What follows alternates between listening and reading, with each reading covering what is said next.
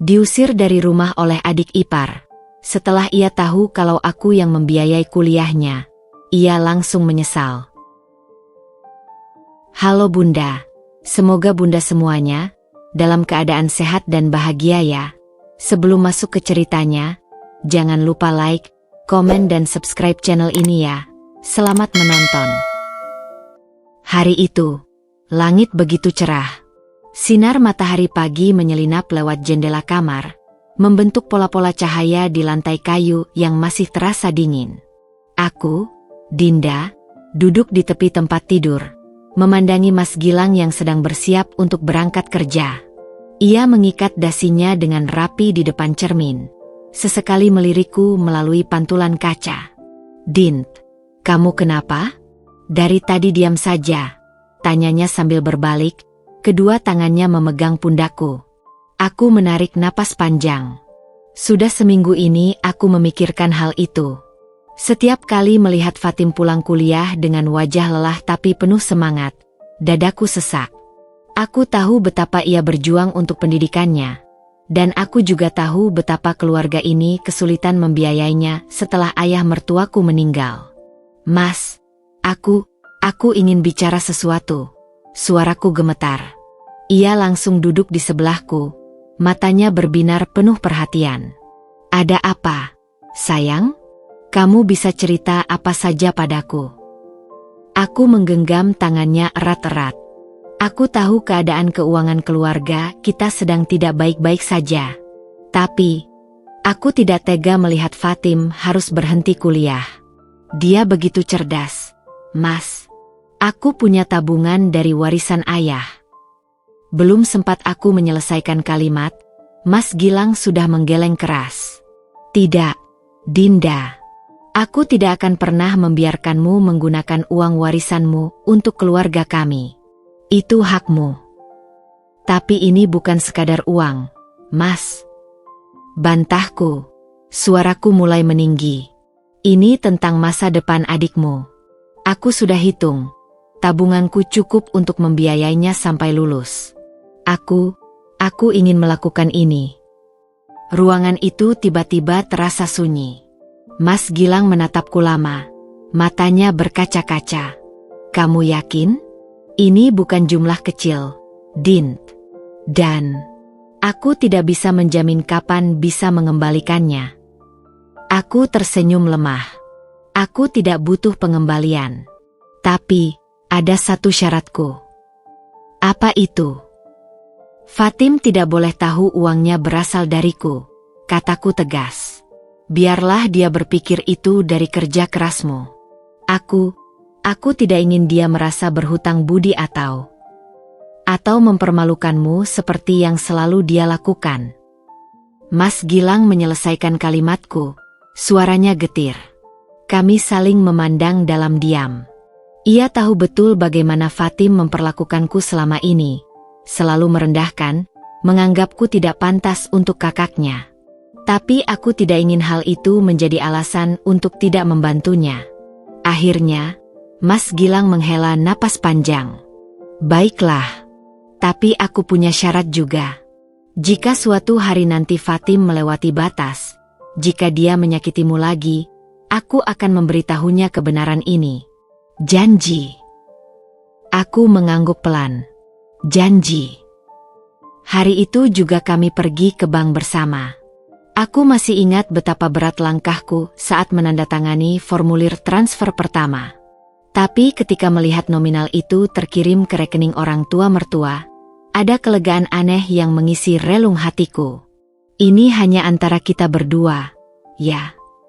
bisikku saat kami keluar dari bank. Mas Gilang memelukku erat. "Hanya antara kita berdua. Aku janji." Malam harinya, saat makan malam bersama keluarga, Bu Lilis tiba-tiba berseru gembira. "Alhamdulillah, tadi ada transferan untuk biaya kuliah Fatim. Gilang, kamu dapat bonus ya?" Aku menunduk, menyembunyikan senyum kecilku sambil terus menyuap nasi. Dari sudut mataku, kulihat Fatim langsung berseri-seri. "Makasih, Bang. Aku janji akan jadi sarjana terbaik." Fatim memeluk kakaknya dengan girang. Mas Gilang hanya tersenyum kecut. Matanya menatapku penuh makna. Semangat terus, Dik. Ingat, rezeki itu datangnya dari mana saja. Terkadang dari tempat yang tidak pernah kita duga. Kalimat itu menggantung di udara. Hanya aku yang memahami arti sebenarnya. Saat itu juga, tanpa disadari, kami telah menanam bom waktu yang suatu hari nanti akan meledak dan mengubah segalanya. Dan ketika ledakan itu terjadi, tidak ada satupun dari kami yang akan siap menghadapi akibatnya. Matahari pagi menyinari ruang tamu rumah mertuaku dengan hangat, tapi udara di dalam terasa begitu dingin. Aku duduk di kursi sudut sambil memegang erat secangkir teh yang sudah mulai kehilangan uap panasnya. Dari balik dapur, suara Fatim dan Bu Lilis terdengar jelas, meski mereka berbisik. Dia lagi ngapain sih duduk-duduk aja? Nggak ada kerjaan lain. Suara Fatim sengaja dikeraskan, pastinya agar ku dengar.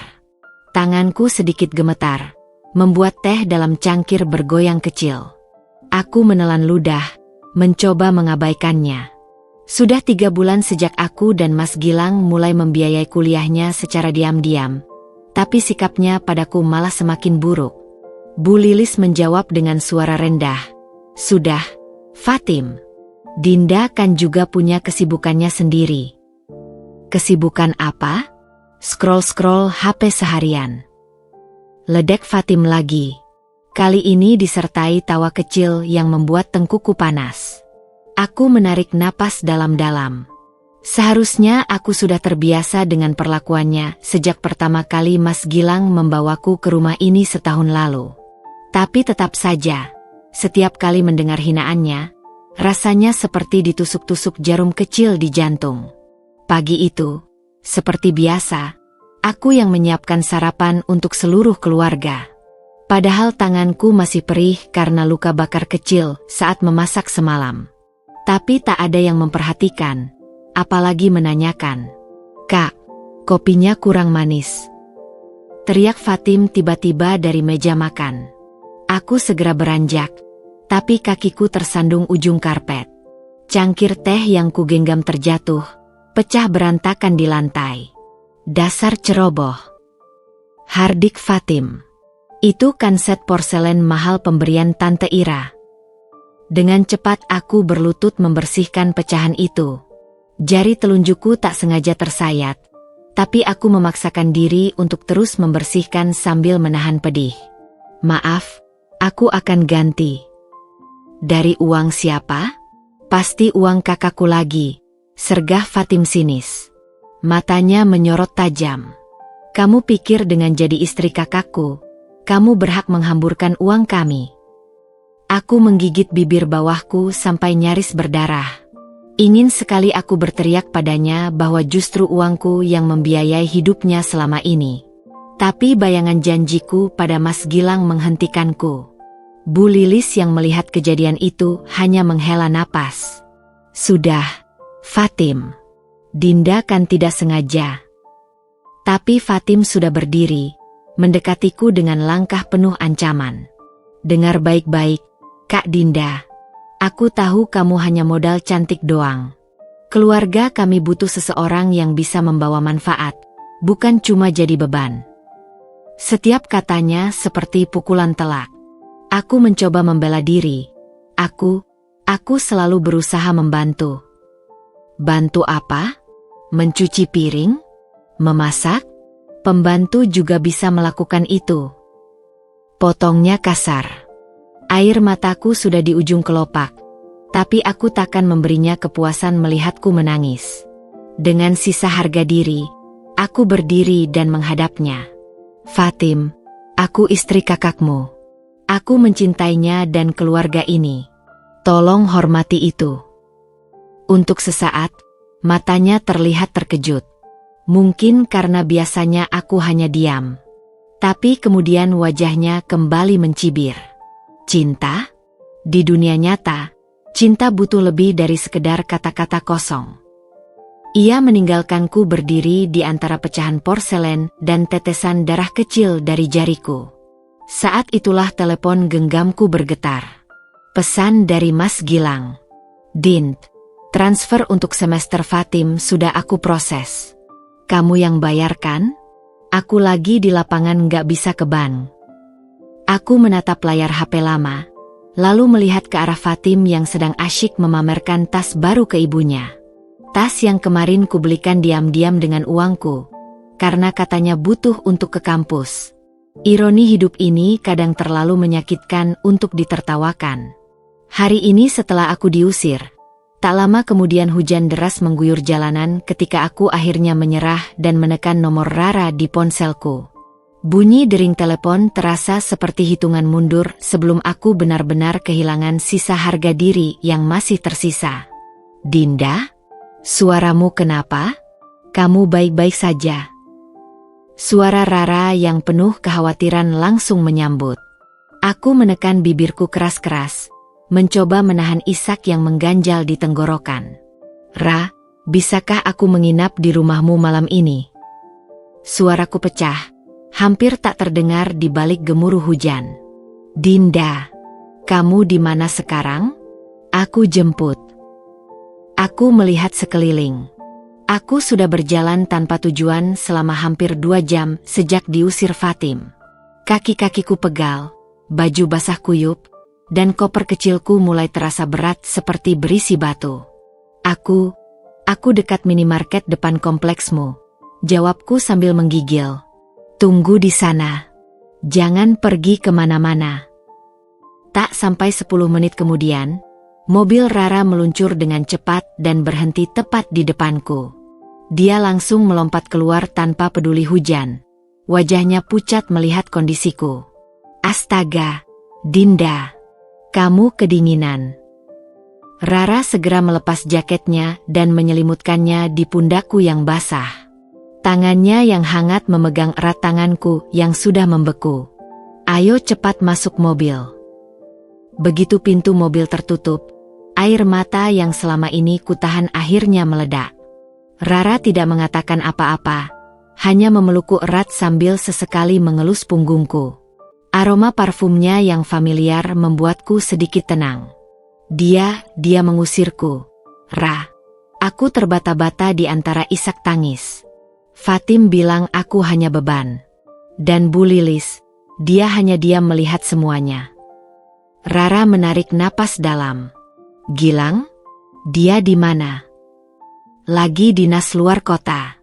Aku sudah telepon tapi aku menghela napas. Aku tidak mau merepotkannya. Dia sudah cukup stres dengan pekerjaannya. Rara memandangku lama. Matanya berbinar marah. Dinda, kamu harus bilang padanya. Kamu tidak bisa terus begini. Sudah berapa lama kamu jadi bulan-bulanan keluarga itu? Mobil mulai melaju pelan. Aku memandang keluar jendela, melihat tetesan hujan yang mengalir di kaca seperti air mataku. Tapi, mereka keluarga Mas Gilang. Ra, aku tidak mau dia terjebak di antara aku dan mereka. Bodoh sekali kamu. Rara menggigit bibirnya. Kamu selalu memikirkan orang lain, tapi siapa yang memikirkanmu? Rumah Rara yang sederhana tapi nyaman terasa seperti istana dibandingkan rumah mertuaku yang megah tapi dingin. Ibunya segera menyambut dengan wajah penuh simpati. Aduh, Dinda sayang, cepat ganti baju dulu. Nanti ibu buatkan jahe hangat, ujar Bu Rini sambil memelukku ringan. Saat aku keluar dari kamar mandi dengan baju hangat pemberian Rara, aroma jahe dan kayu manis sudah memenuhi ruang keluarga. Rara sedang sibuk menyiapkan kamar guest room untukku. Kamu bisa tinggal di sini selama yang kamu mau, katanya sambil merapikan bantal. Tapi besok, kita harus bicara serius. Malam itu, di kamar yang asing tapi nyaman, aku mencoba memejamkan mata.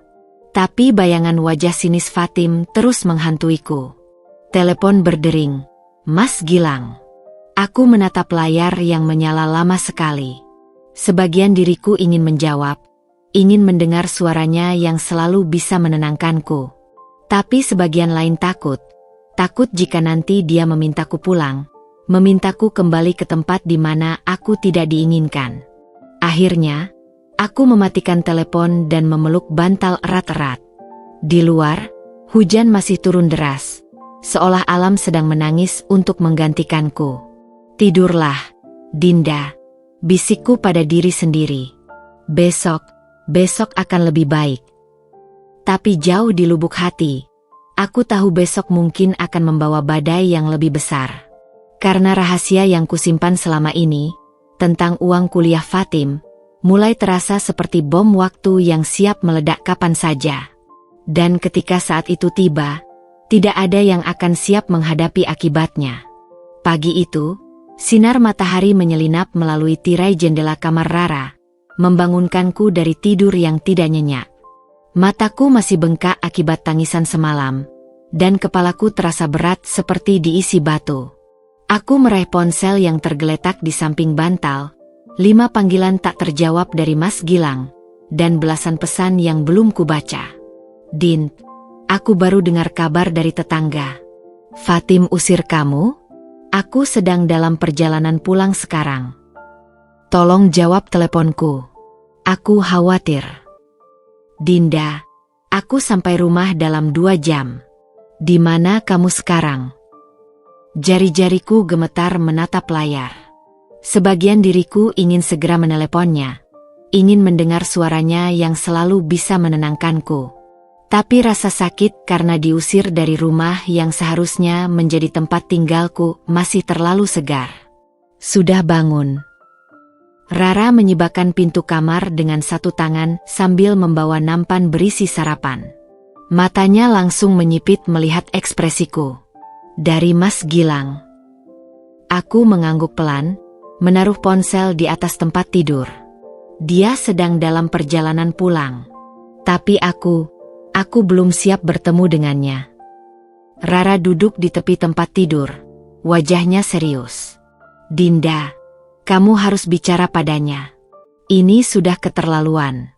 Kamu diusir dari rumahmu sendiri." "Tapi itu bukan sepenuhnya rumahku, Ra," bisikku, menatap telapak tanganku sendiri. "Selama ini aku selalu merasa seperti tamu di sana. Fatim dan Bu Lilis, mereka tidak pernah benar-benar menerimaku." Rara menarik napas dalam. "Gilang harus tahu semua ini. Dia berhak." Belum sempat Rara menyelesaikan kalimat, bel rumah berbunyi nyaring. Kami saling memandang. Aku bisa melihat pupil matanya membesar. "Dinda, aku tahu kamu di sini. Tolong buka pintu." Suara Mas Gilang yang parau menerobos dinding rumah. Jantungku berdebar kencang, seperti ingin keluar dari dada. Rara berdiri, tapi aku segera memegang lengannya. "Ra, aku belum siap." "Kamu tidak bisa terus lari, Din," bisik Rara sambil memegang bahuku. "Dan dia berhak tahu kebenarannya." Dengan langkah berat, aku mengikuti Rara ke pintu depan. Saat pintu terbuka, terlihatlah Mas Gilang dalam keadaan yang tidak karuan. Bajunya kusut, matanya merah, dan rambutnya acak-acakan seperti baru saja berlari jauh. "Dinda." Dia terengah, wajahnya langsung berubah lega melihatku. Aku tidak tahu harus bilang apa. Aku sangat minta maaf." Aku berdiri kaku di belakang Rara, tidak bisa mengucapkan sepatah kata pun. Rasa sakit, marah, dan kecewa bercampur aduk di dadaku.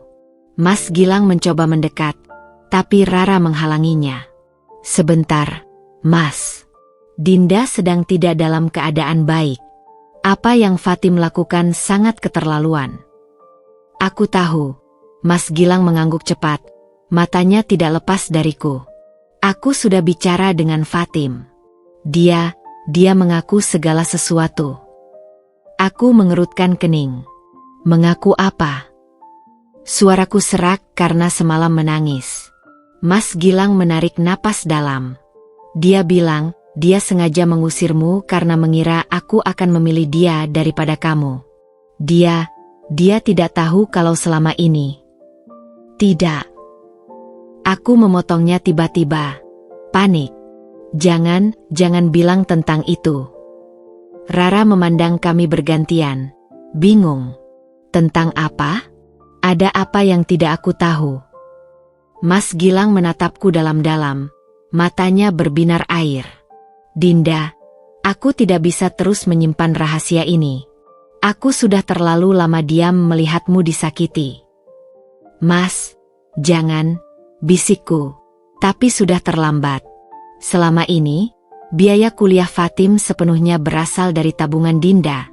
Suara Mas Gilang pecah. Uang warisan dari almarhum ayahnya yang seharusnya bisa dipakai untuk apapun yang dia inginkan. Tapi dia memilih membiayai adikku yang selalu menyakitinya. Rara terkesiap, matanya membelalak. Apa? Dinda, benarkah ini? Aku menunduk, air mata sudah mengalir deras di pipiku. Aku hanya tidak ingin Fatim kehilangan pendidikannya. Tapi dia tidak pantas mendapat kebaikanmu. Rara berteriak, wajahnya memerah karena marah. Dia mengusirmu dari rumah. Sementara kamu diam-diam membiayai hidupnya. Mas Gilang tiba-tiba berlutut di depanku. Dinda, aku minta maaf. Aku gagal melindungimu. Tapi tolong, pulanglah bersamaku. Aku janji semuanya akan berbeda. Aku memandangnya lama. Di matanya ada penyesalan yang tulus, tapi juga ketakutan. Ketakutan bahwa mungkin kali ini aku benar-benar akan pergi. Aku butuh waktu. Akhirnya kuucapkan pelan. Aku tidak bisa langsung kembali seperti tidak ada yang terjadi. Mas Gilang mengangguk pelan. Wajahnya hancur tapi mengerti. Aku akan menunggumu. Berapapun lama yang kamu butuhkan. Saat dia berdiri untuk pergi, Rara tiba-tiba berkata keras, dan Fatim? Apa konsekuensinya untuk dia? Mas Gilang berhenti, punggungnya tegang. Aku sudah menyuruhnya keluar dari rumahku. Dia bisa tinggal di kos atau di rumah orang tua. Tapi tidak lagi bersamaku, bersama kami. Aku terkejut. Gil, kamu tidak perlu. Ini perlu, potongnya tegas. Aku sudah terlalu lama membiarkanmu disakiti. Tidak lagi. Dia pergi dengan langkah berat, meninggalkan aku dan Rara dalam keheningan yang penuh makna. Kebenaran akhirnya terungkap, dan tidak ada yang tahu apa konsekuensi selanjutnya. Tapi satu hal yang pasti, hidup kami tidak akan pernah sama lagi. Malam itu, hujan turun dengan derasnya, menciptakan irama tak beraturan di atap kos-kosan sederhana yang baru saja ditempati Fatim. Fatim duduk di tepi tempat tidur sempit, menatap kosong dinding kamar yang catnya sudah mengelupas di beberapa bagian. Bau lembab dan apek memenuhi ruangan kecil itu, sangat berbeda dengan kamarnya yang luas dan mewah di rumah Mas Gilang. Telepon di tangannya berdering. Kali kesekian dari Bu Lilis malam ini. Dengan gerakan lesu, ia mengangkatnya. Iya, Bu. Aku sudah sampai di kosan dengan selamat.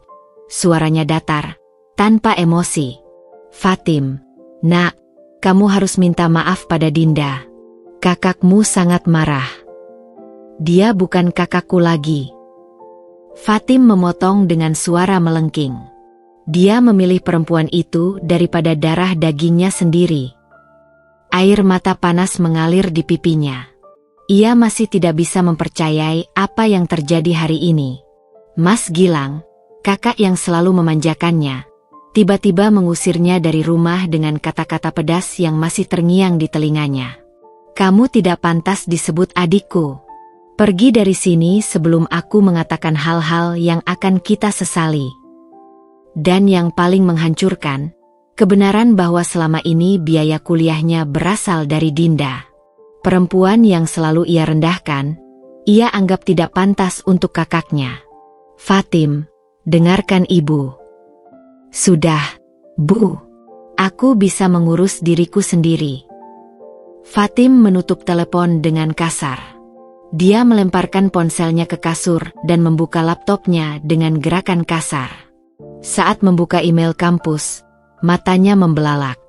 Ada pesan dari bagian administrasi. Kepada Sdri Fatim Zahra, kami informasikan bahwa pembayaran semester ini belum kami terima. Mohon segera menyelesaikan tagihan sebelum tanggal 30 atau akan dikenakan sanksi akademik. Jantungnya berdebar kencang. Biasanya, transfer selalu datang tepat waktu. Tapi kali ini, dengan gemetar, ia membuka aplikasi mobile banking. Saldo rekeningnya hampir kosong. Hanya tersisa cukup untuk makan beberapa hari ke depan. Tidak mungkin, bisiknya. Tiba-tiba, ponselnya berdering lagi. Kali ini nomor yang tidak dikenal. Halo. Fatim? Ini dari Koperasi Kampus. Kami ingin mengingatkan bahwa pinjaman kamu sudah jatuh tempo seminggu yang lalu. Aku tahu. Aku akan bayar sun. Potongnya kasar sebelum menutup telepon. Keringat dingin mengucur di pelipisnya. Pinjaman itu ia gunakan untuk membeli tas branded dan sepatu baru bulan lalu. Barang yang ia pamerkan ke teman-temannya dengan bangga. Dia menelungkupkan wajahnya di bantal. Untuk pertama kalinya dalam hidupnya, Fatim merasakan sesuatu yang asing, ketakutan. Tanpa uang dari kakaknya, tanpa tempat tinggal yang layak, dan dengan tagihan yang menumpuk, kehidupan mewah yang biasa ia jalani tiba-tiba runtuh bagai rumah kartu. Di sudut kamar yang gelap, Fatim akhirnya menangis. Bukan tangisan manipulatif seperti biasa, tapi tangisan penuh penyesalan dan ketakutan akan masa depan. Aku tidak boleh seperti ini. Aku harus berpikir. Dia mengangkat wajahnya, mata merah bengkak. Dengan gerakan cepat, ia mengambil ponsel dan mulai mengetik pesan. Kak, aku minta maaf. Sampaikan pada Kak Dinda. Aku. Jarinya terhenti di atas layar. Kemudian, satu persatu, ia menghapus kata-katanya. Tidak, dia tidak akan memaafkanku. Tidak setelah semua yang kulakukan. Fatim memandang keluar jendela. Hujan masih turun deras, mencerminkan kekacauan dalam hatinya. Di kejauhan, lampu-lampu kota berkelap-kelip indah, simbol kehidupan yang terus berjalan tanpa peduli pada kehancuran seorang Fatim Zahra. Malam itu, untuk pertama kalinya, putri manja itu menyadari, dunia tidak berputar untuknya. Dan pelajaran itu datang dengan cara yang paling menyakitkan. Pagi itu, mentari baru saja mulai menyingsing ketika Fatim sudah berdiri di depan pintu kosan dengan mata sembab dan wajah pucat. Ia memandangi ponselnya, foto dirinya bersama Mas Gilang setahun lalu, ketika kakaknya masih memandangnya dengan bangga, bukan dengan amarah dan kekecewaan seperti sekarang. Aku harus memperbaiki ini, bisiknya pada bayangannya sendiri di kaca jendela toko. Dengan langkah gontai, ia berjalan menuju halte bus, mengenakan jeans dan kaos biasa, bukan pakaian branded yang biasa ia pamerkan. Di dalam tas, tersembunyi surat yang ia tulis semalaman, berisi permintaan maaf yang ia susun dengan susah payah. Bus kampus berguncang di jalanan yang belum terlalu ramai. Fatim menyandarkan kepala di jendela, memejamkan mata sejenak.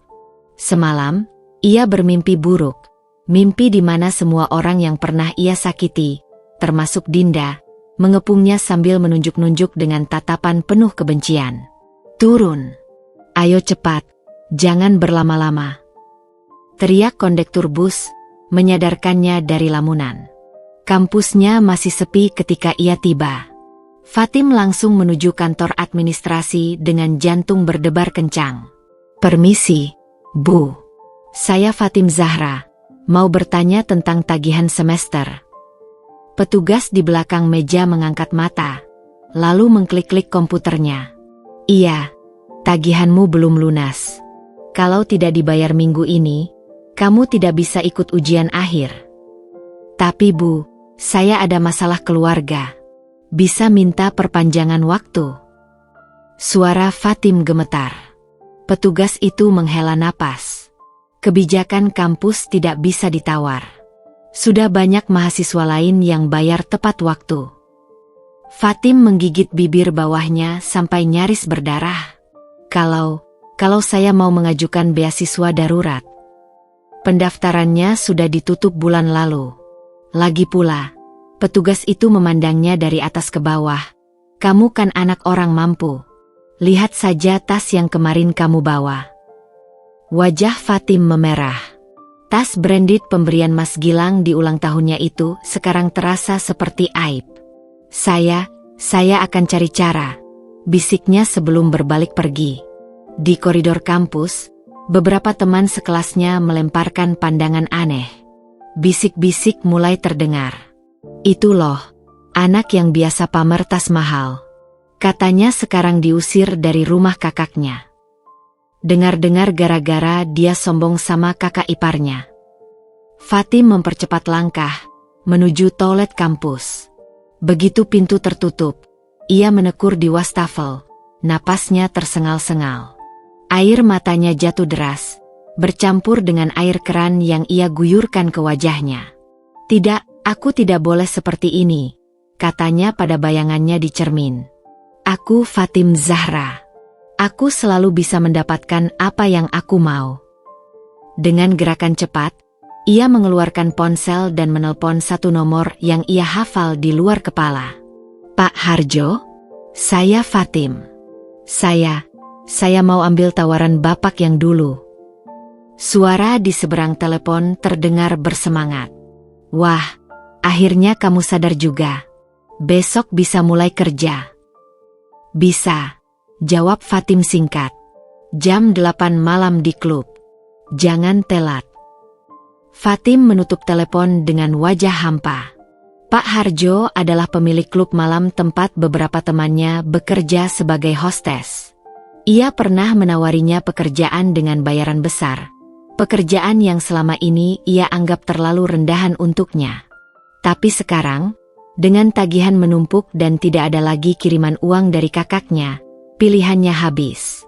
Sebelum meninggalkan kampus, Fatim berdiri lama di depan kantong surat jurusan.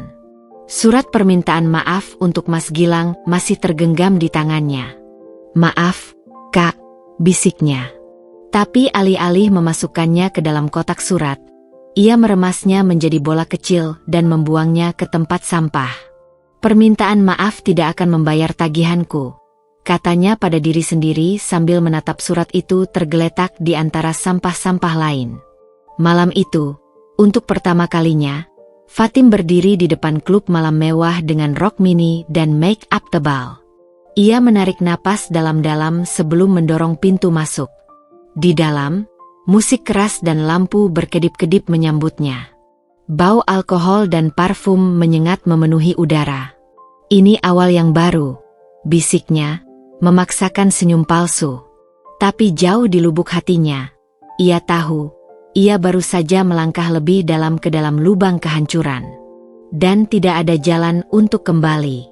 Pukul 3 pagi, Fatim keluar dari klub dengan langkah goyah.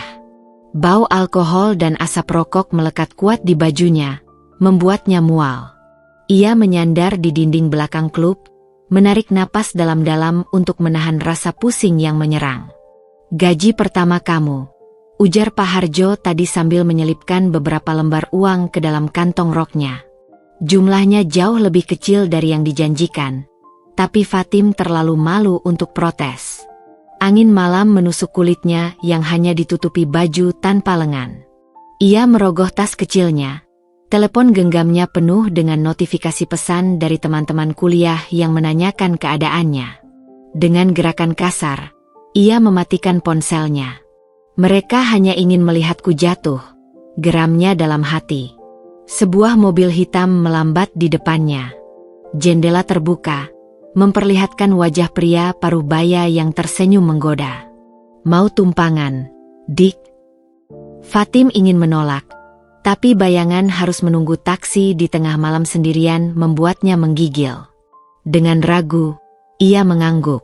Begitu pintu mobil terbuka, bau parfum mahal dan alkohol kelas tinggi menyergap inderanya.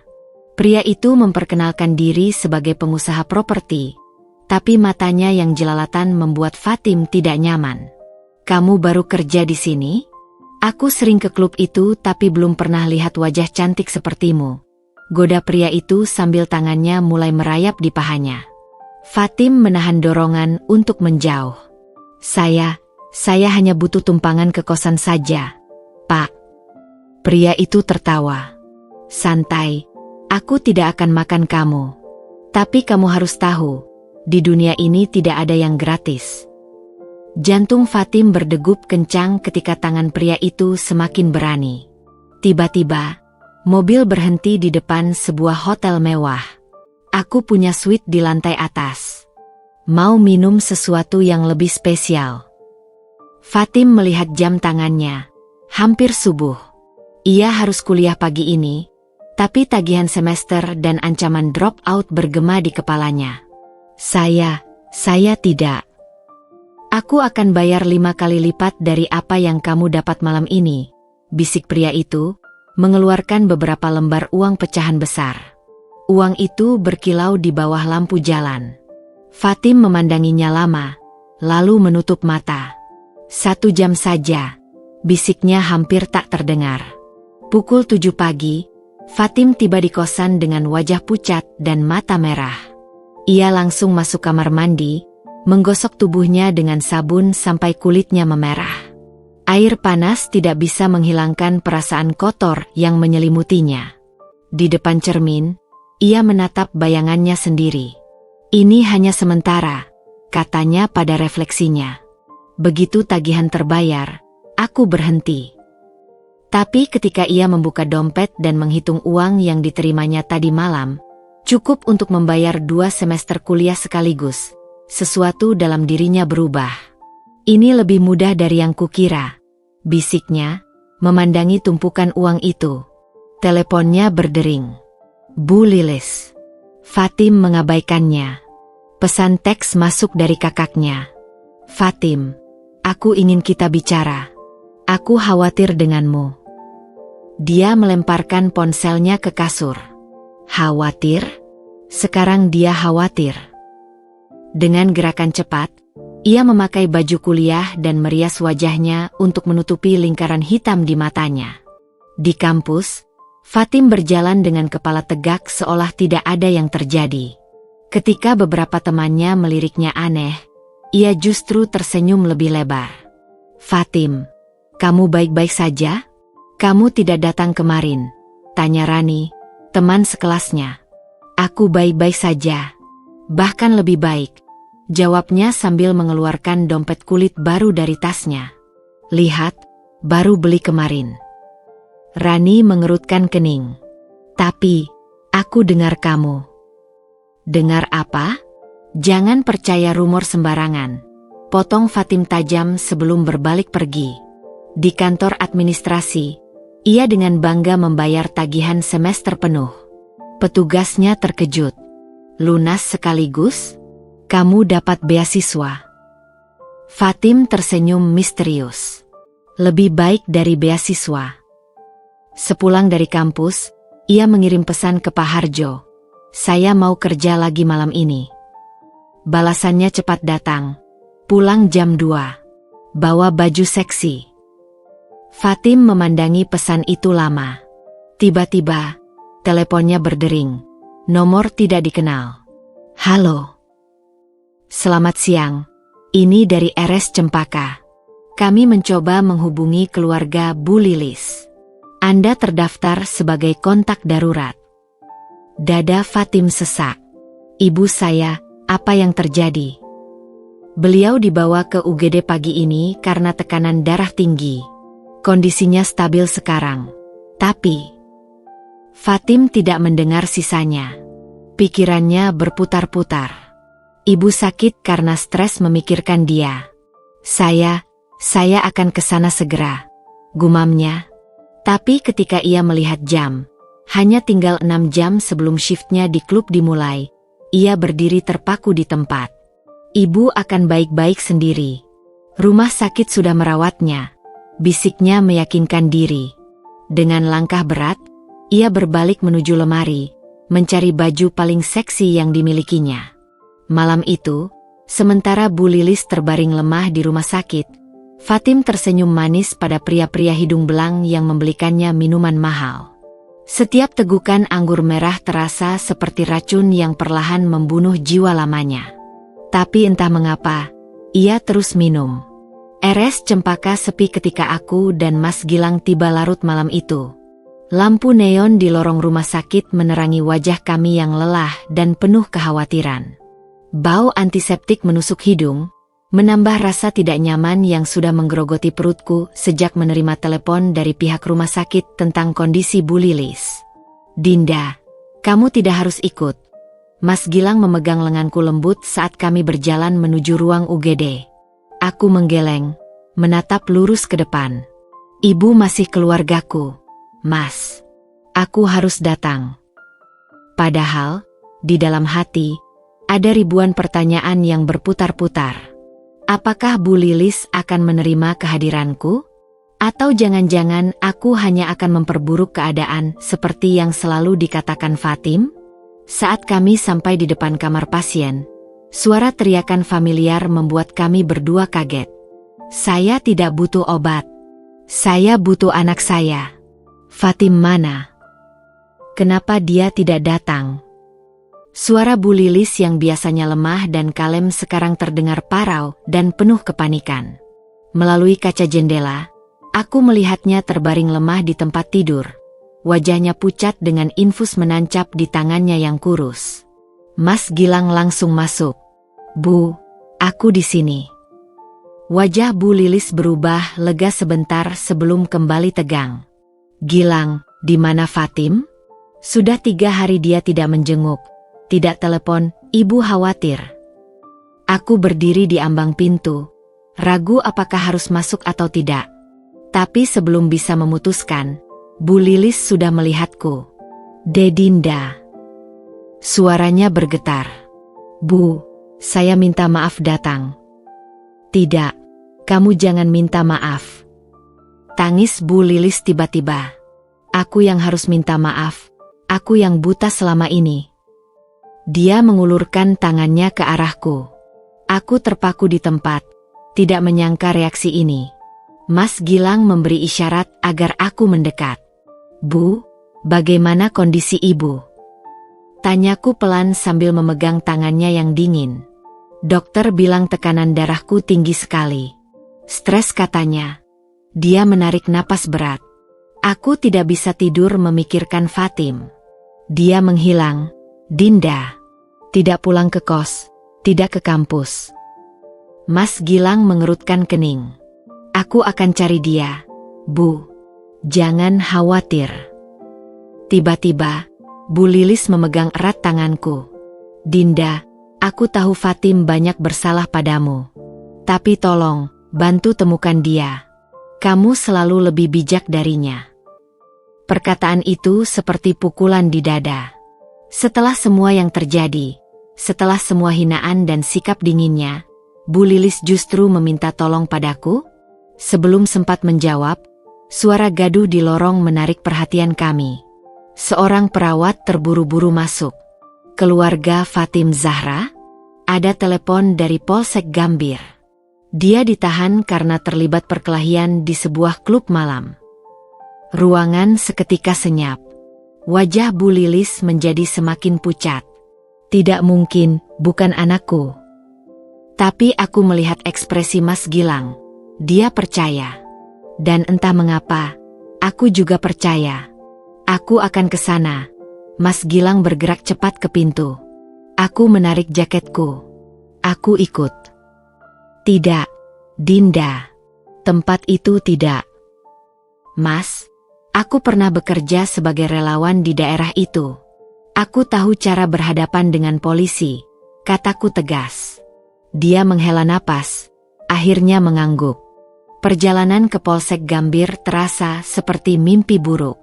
Hujan deras mulai turun lagi, menambah suasana suram. Aku terus memikirkan Fatim, anak perempuan yang dulu kukenal sebagai mahasiswi cantik dan pintar, meski sedikit manja. Apa yang terjadi sehingga dia bisa terlibat perkelahian di klub malam? Saat kami tiba, bau alkohol dan muntahan langsung menyergap. Ruang tunggu penuh dengan orang-orang mabuk dan preman. Seorang polisi muda mengarahkan kami ke ruang tahanan. Fatim Zahra? Dia masih dalam pemeriksaan. Terlibat perkelahian dengan tamu klub. Jelas polisi itu sambil melihat berkas. Untung tidak ada luka serius. Bisa kami temui dia? Pinta Mas Gilang. Polisi itu mengangguk dan membawa kami ke ruang kecil di belakang. Saat pintu terbuka, aku menahan napas. Fatim duduk di bangku besi, wajahnya babak belur dengan riasan yang sudah luntur. Bajunya robek di bagian bahu, memperlihatkan tato sementara yang mungkin baru saja dibuat. Tapi yang paling mengejutkan, matanya yang kosong, seperti orang yang sudah tidak peduli dengan apapun. Fatim? Mas Gilang tercekat. Fatim mengangkat wajahnya. Begitu melihat kami, matanya membelalak. Kalian? Siapa yang telepon kalian? Aku tidak butuh belas kasihan. Polisi yang berdiri di sampingnya menghela napas. Dia menolak memberikan kontak keluarga. Kami dapat info dari kartu mahasiswanya. Aku perlahan mendekat. Fatim, Bu Lilis di rumah sakit. Dia sangat khawatir. Diam! Teriak Fatim tiba-tiba, membuat semua orang kaget. Jangan pura-pura peduli. Kalian semua senang melihat aku seperti ini kan? Dia berdiri tiba-tiba, kursinya terjatuh dengan suara keras. Lihatlah baik-baik. Inilah aku sekarang. Pecundang. Pelacur. Persis seperti yang kalian inginkan. Mas Gilang mencoba memeluknya, tapi Fatim menjauh. Jangan sentuh aku. Kamu sudah memilih dia. Tangisnya histeris. Aku berdiri diam, melihat kehancuran di depan mata. Ini bukan lagi tentang aku atau Mas Gilang. Ini tentang seorang gadis yang tersesat dan terlalu jauh jatuh. Polisi itu menghela napas. Kami bisa bebaskan dia dengan jaminan. Tapi ada denda yang harus dibayar. Berapa? Tanya Mas Gilang cepat. Ketika jumlah disebutkan, Fatim tertawa pahit. Lihat, Bang, ini harga adikmu sekarang. Tidak mahal kan? Dia menatapku tajam. Dan kamu pasti senang sekali melihat ini. Akhirnya si Fatim sombong dapat ganjarannya. Aku menggigit bibirku. Tiba-tiba, semua amarah yang kusimpan selama ini menguap. Yang tersisa hanya rasa sedih yang mendalam. Tidak, Fatim. Aku tidak senang, kataku pelan. Aku sedih melihatmu seperti ini. Untuk pertama kalinya, Fatim terdiam. Matanya berkaca-kaca sebelum akhirnya menunduk. Aku tidak tahu lagi harus bagaimana, bisiknya. Suaranya tiba-tiba kecil dan rapuh seperti anak kecil. Di luar, hujan semakin deras. Dan di ruang tahanan yang pengap itu, kami bertiga berdiri dalam keheningan. 3 orang yang terikat oleh takdir, tapi terpisah oleh dinding-dinding kesalahan dan penyesalan. Ruangan polisi yang pengap itu tiba-tiba terasa sangat sunyi setelah keributan sebelumnya. Fatim terduduk lemas di bangku besi. Tangannya yang gemetar memegang erat segelas air plastik yang diberikan polisi.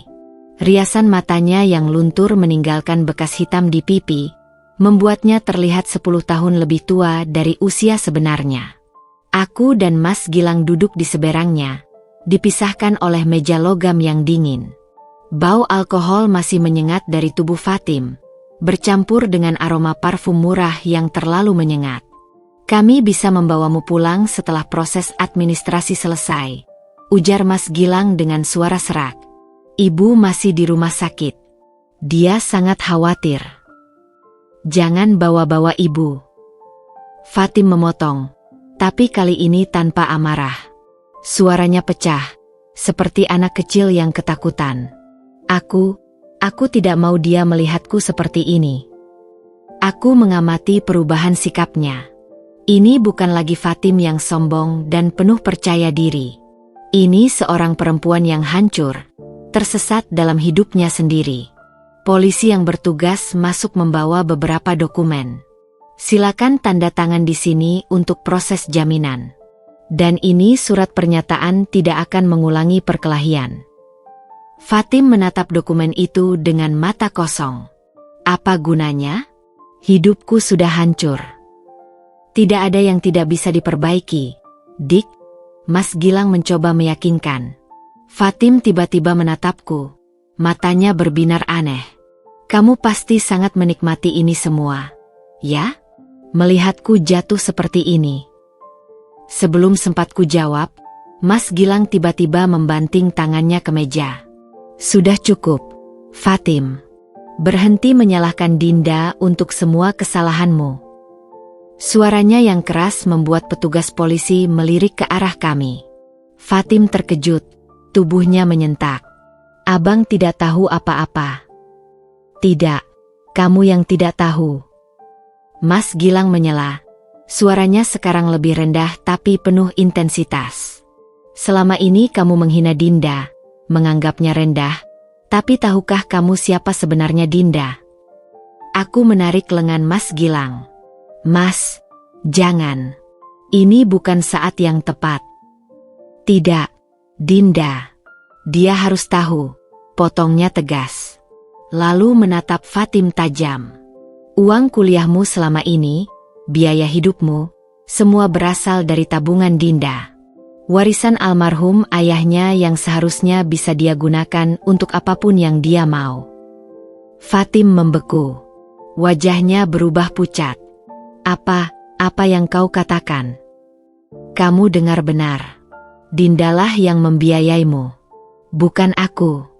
Aku bahkan tidak tahu dia melakukannya sampai semuanya sudah terlanjur.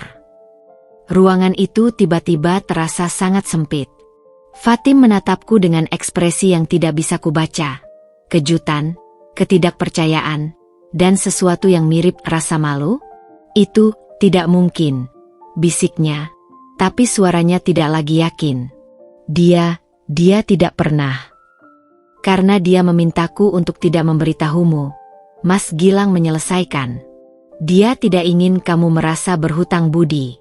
Bahkan ketika kamu mengusirnya dari rumah, dia tidak mengungkitnya. Tiba-tiba, Fatim tertawa. Tawa pahit yang membuat bulu kuduku berdiri. Jadi selama ini, aku seperti apa di matanya? Seorang pengemis sombong yang tidak tahu diri. Aku menarik napas dalam-dalam. Fatim. Aku tidak pernah memandangmu seperti itu. Aku hanya ingin membantumu meraih mimpimu. Air mata mulai mengalir di pipinya, membersihkan sisa riasan yang masih menempel. Tapi lihatlah aku sekarang. Lihat apa yang telah kulakukan pada mimpiku, pada diriku sendiri. Dia memandang tangannya yang gemetar. Tangan yang semalam memegang gelas minuman mahal. Tangan yang menerima uang dari pria hidung belang. Aku tidak layak menerima kebaikanmu, bisiknya, sekarang menatap lantai. Aku tidak layak sama sekali. Mas Gilang menghela napas. Kita semua membuat kesalahan, Dik. Tapi sekarang saatnya untuk berubah. Polisi yang bertugas menggedor pintu.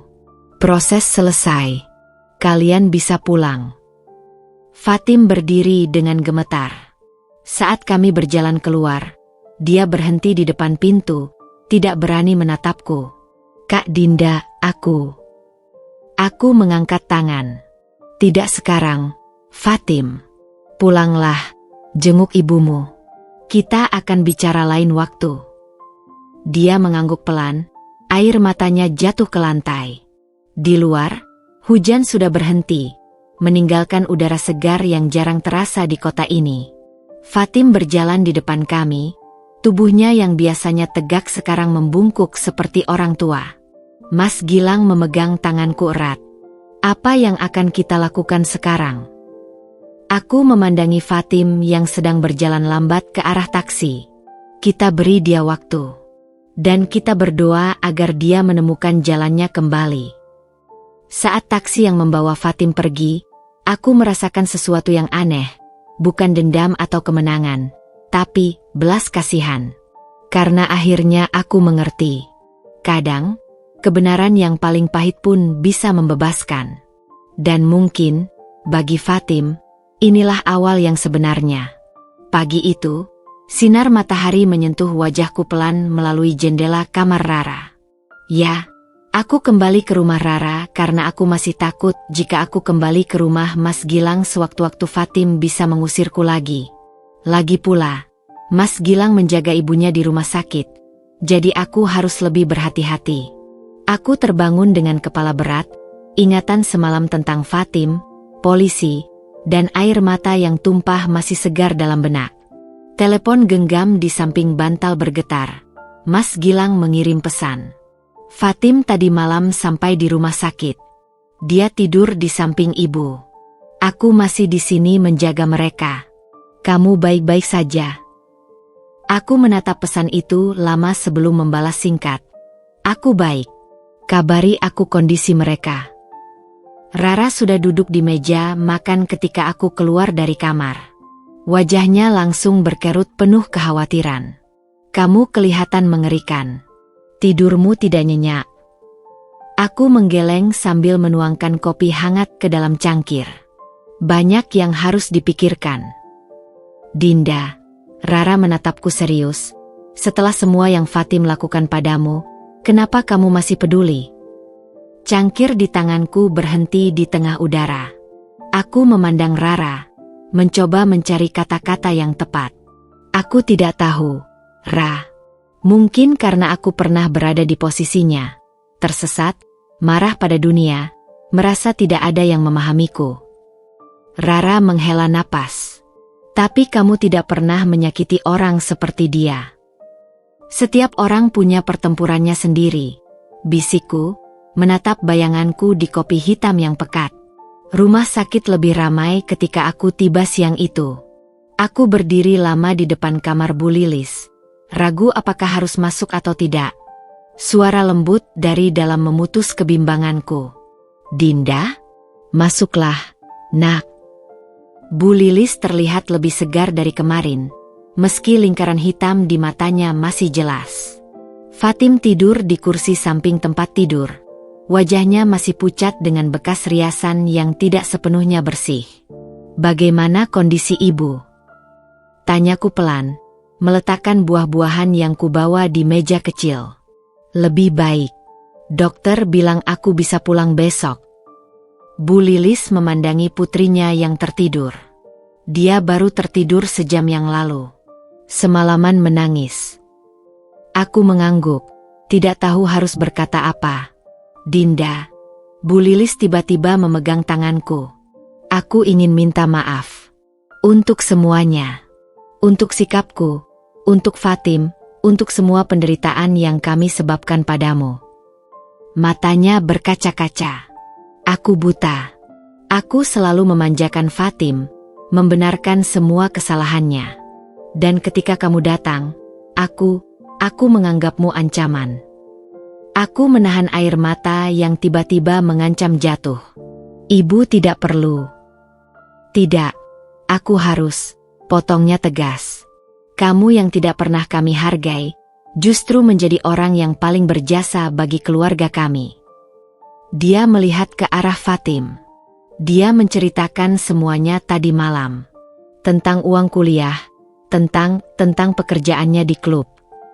Suaranya pecah. Anakku, Dinda. Lihatlah apa yang telah terjadi pada anakku. Aku duduk di tepi tempat tidur, memegang tangan Bu Lilis yang dingin. Fatim hanya tersesat, Bu. Tapi dia masih punya waktu untuk berubah. Apakah kamu bisa memaafkannya? Bisakah kamu memaafkan kami?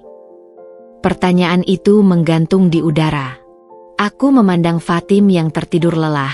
Wajahnya yang biasanya angkuh sekarang terlihat begitu muda dan rapuh. Aku tidak tahu apakah aku sudah sepenuhnya memaafkan. Jawabku jujur. Tapi aku bersedia mencoba. Bu Lilis mengangguk, memeras tanganku pelan. Itu lebih dari yang pantas kami dapatkan. Fatim terbangun 2 jam kemudian. Matanya langsung menemuiku, dan aku melihat rasa malu, bersalah, dan sesuatu yang mirip harapan bercampur dalam pandangannya. "Kamu masih di sini," bisiknya serak. Aku mengangguk, menyerahkan segelas air kepadanya. "Bagaimana perasaanmu?" Dia menerima gelas itu dengan tangan gemetar. "Seperti baru ditabrak truk," jawabnya mencoba bercanda, tapi suaranya patah-patah. Kami duduk dalam keheningan yang tidak nyaman. "Kak Dinda." Fatim akhirnya memecah kesunyian. Aku tidak tahu harus mulai dari mana." "Kamu tidak perlu mengatakan apa-apa sekarang," jawabku lembut. "Tapi aku harus." Suaranya tiba-tiba keras, membuat Bu Lilis yang sedang tidur terkejut terbangun. Fatim menurunkan volumenya. "Aku harus mengatakannya. Aku benci padamu. Benci karena kau membuatku melihat kebenaran tentang diriku sendiri." Dia menarik napas dalam.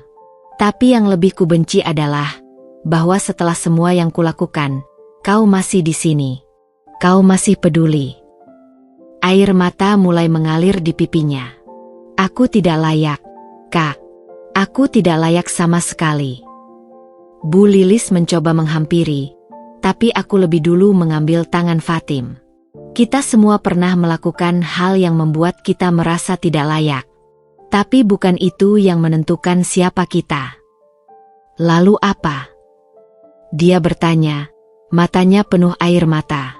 "Apa yang kita lakukan setelahnya?" Fatim menatapku lama, lalu tiba-tiba menangis terseduh-seduh. Aku memeluknya erat, merasakan tubuhnya yang menggigil. "Aku ingin berubah, Dinda. Tapi aku tidak tahu bagaimana," isaknya. Pelan-pelan, bisikku sambil mengelus punggungnya. "Kita akan melewatinya bersama."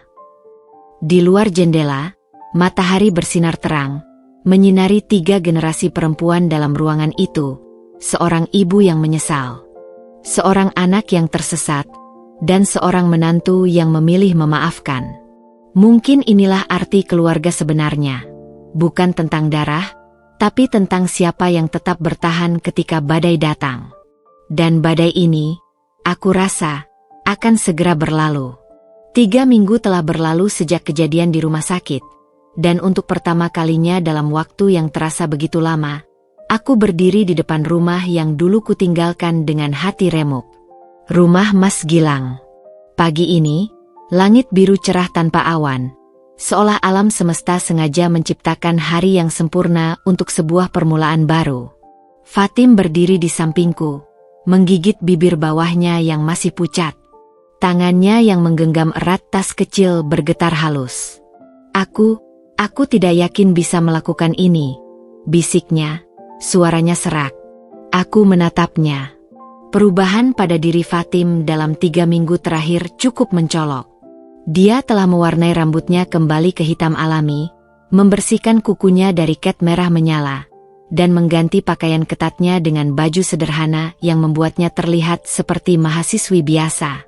Tapi yang paling mencolok adalah matanya, yang dulu penuh kesombongan, sekarang memancarkan kerapuhan dan ketidakpastian. "Kamu tidak harus sempurna, Fatim. Cukup jujur," kataku sambil menekan bel rumah.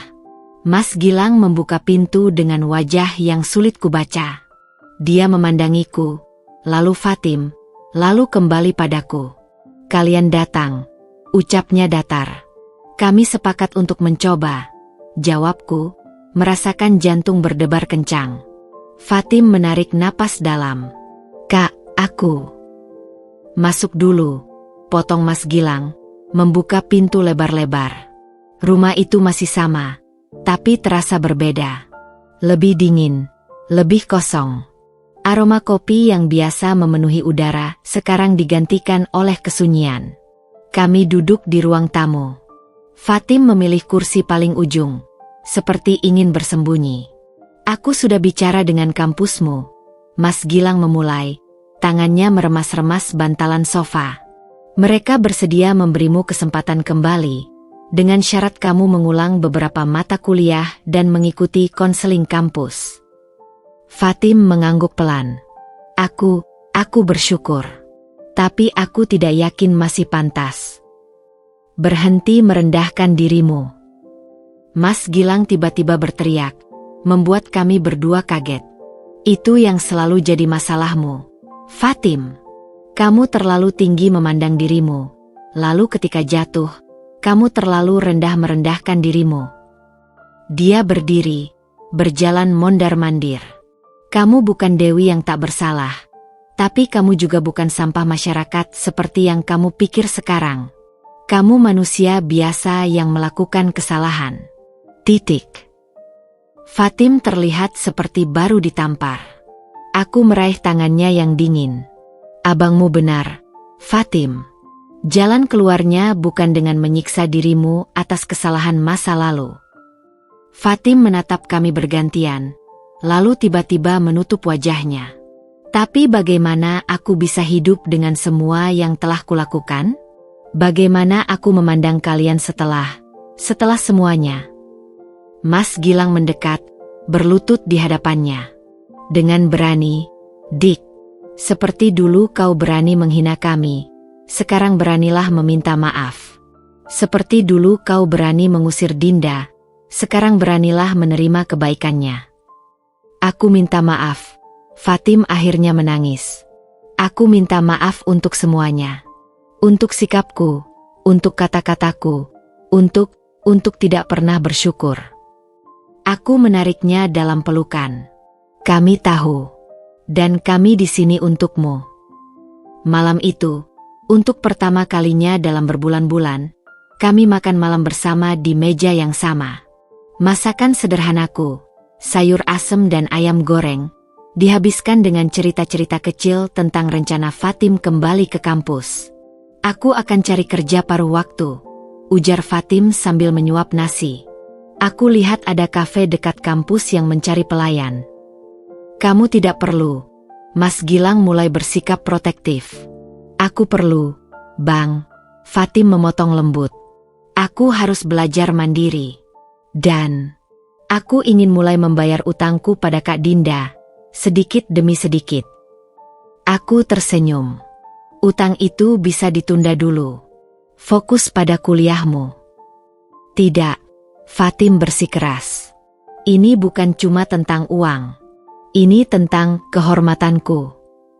Ruang makan terasa hangat malam itu. Bukan karena AC yang tidak berfungsi, tapi karena sesuatu yang lebih dalam.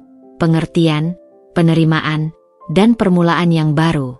Saat aku berdiri untuk mengambil air minum, tanpa sengaja kulihat Fatim di kamarnya melalui pintu yang terbuka sedikit.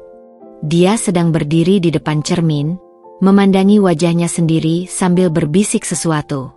Kamu bisa melewati ini. Kamu kuat. Dan untuk pertama kalinya, aku percaya dia akan baik-baik saja. Kampus Universitas Nasional terlihat berbeda di mata Fatim pagi itu. Gedung-gedung megah yang dulu membuatnya merasa superior, sekarang justru membuat dadanya sesak. Setiap langkahnya menuju ruang administrasi terasa berat, seperti menginjak pecahan kaca. Fatim Zahra, ya? Kami sudah menunggumu, ujar petugas administrasi dengan senyum tipis. Matanya menyapu sekilas penampilan Fatim yang kini jauh lebih sederhana dari biasanya. Dosen pembimbing akademikmu sudah diberitahu tentang kondisimu. Fatim mengepalkan tangan di samping tubuhnya, kukunya yang tak lagi berwarna menancap di telapak tangan. Terima kasih. Saya akan berusaha tidak mengecewakan lagi. Petugas itu mengeluarkan selembar formulir. Ini jadwal kuliahmu yang baru. Beberapa mata kuliah harus kamu ulang. Dan dia menurunkan suara. Kamu diwajibkan mengikuti konseling mingguan dengan psikolog kampus. Saya mengerti. Saat Fatim berbalik untuk pergi, tiba-tiba sebuah suara familiar menyapanya. Well, lihat siapa yang kembali dari dunia orang mati. Fatim menoleh pelan. Tania, teman sekelasnya yang dulu sering nongkrong bersamanya di klub. Berdiri di sana dengan rok mini dan sepatu hak tinggi. Bibirnya yang merah menyala melengkung dalam senyum sinis. Kami pikir kamu sudah pindah kota atau jadi istri orang kaya. Ledek Tania sambil melirik penampilan Fatim yang sekarang polos. Ternyata cuma jadi anak baik-baik. Fatim menarik napas dalam. Aku sedang berubah, Tan. Aku tidak ingin. Ah, sudahlah. Tania memotong sambil mendekat. Bau parfumnya yang menyengat membuat Fatim teringat malam-malam kelam di klub. Kami ada acara spesial malam ini di Diamond Club. Bos besar datang dari Jakarta. Dia suka cewek-cewek pintar sepertimu. Dia menyelipkan kartu nama ke saku baju Fatim. Gajinya 5 kali lipat dari dulu. Pikirkan baik-baik. Sebelum Fatim sempat menolak, Tania sudah pergi dengan lenggak-lenggok, meninggalkan jejak parfum dan godaan yang menguar di udara. Sepulang dari kampus, Fatim duduk termenung di halte bus.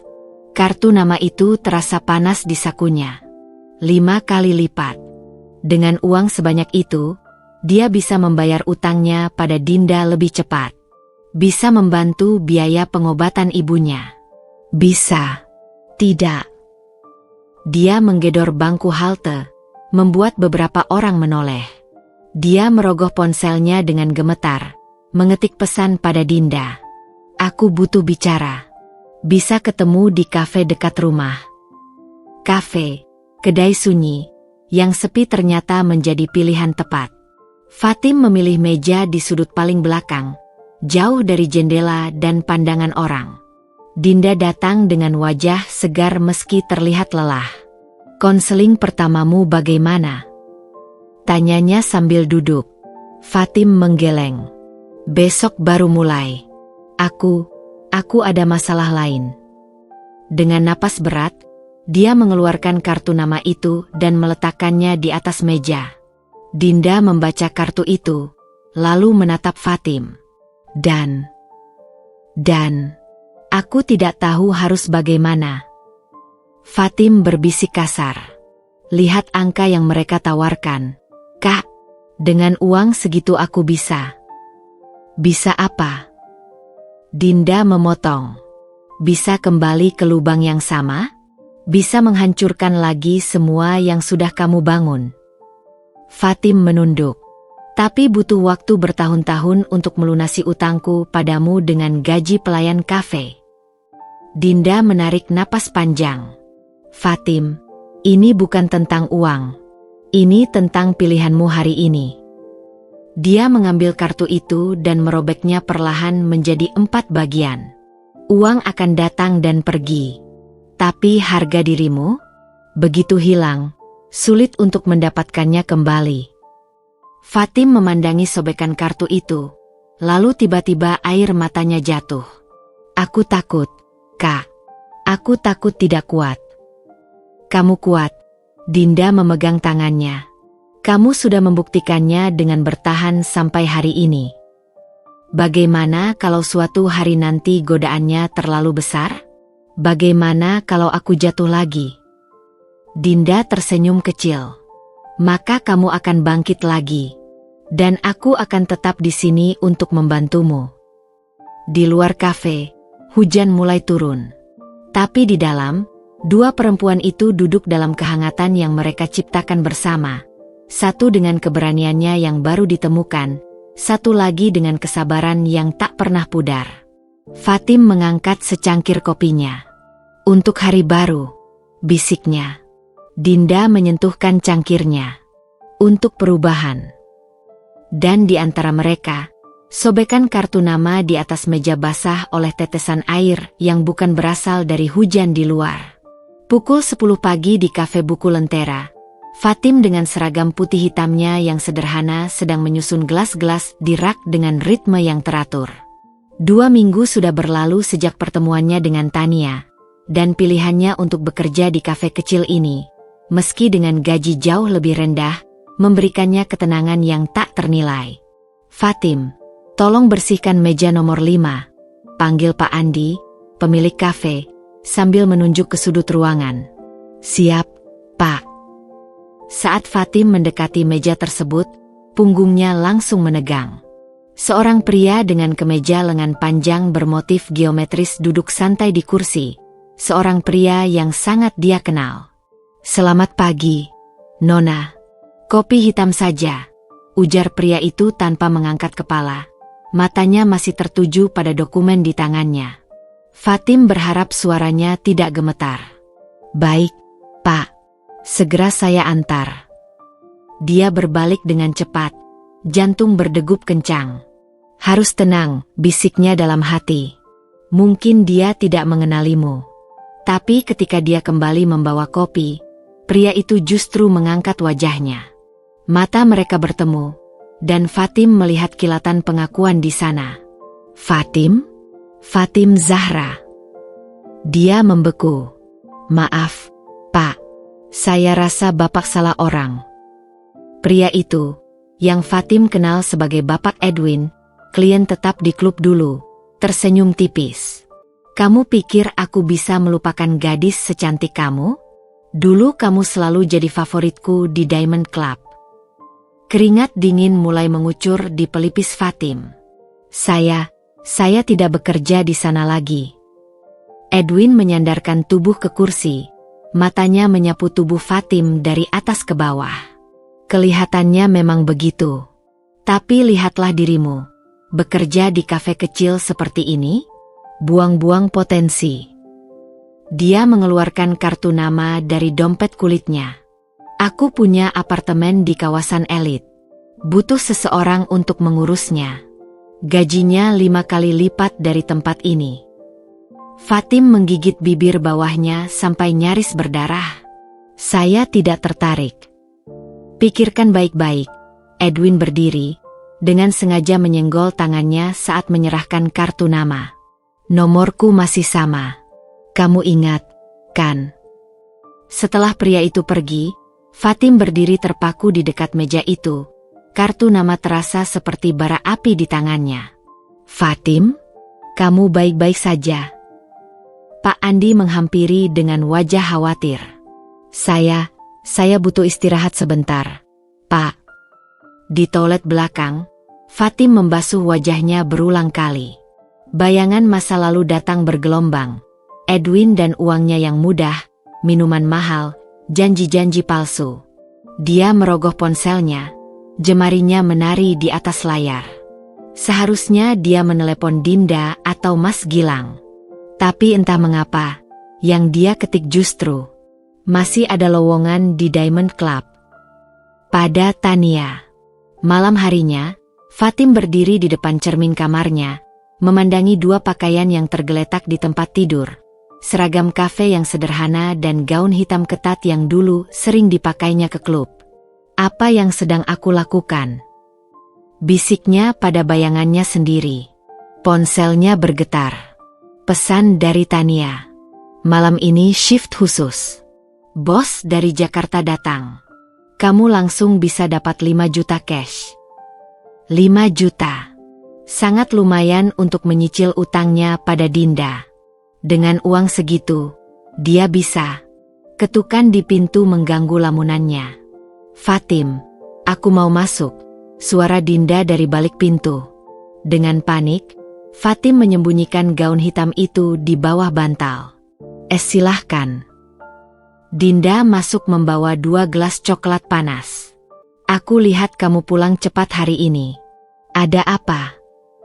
Fatim berusaha tersenyum. "Cuma lelah saja."